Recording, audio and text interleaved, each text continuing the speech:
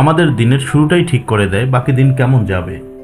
আজ আমি বলবো প্রতিদিন সকালে ঘুম থেকে উঠে 5টি ছোট অভ্যাস যা ধীরে ধীরে তোমার জীবনকে বদলে দিবে।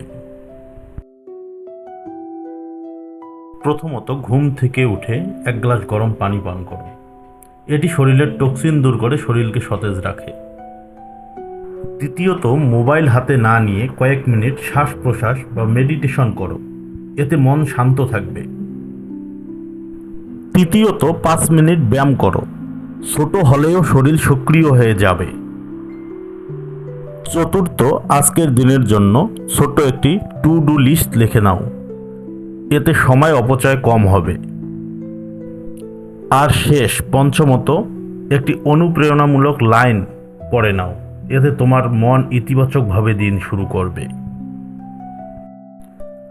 যদি প্রতিদিন এই 5টি অভ্যাস নিয়মিত করো, দেখবে 1 মাসের পরেই তোমার জীবন অনেকটা বদলে গেছে। চেষ্টা করো আর নিজের অভিজ্ঞতা কমেন্টে জানাও। ধন্যবাদ সবাইকে।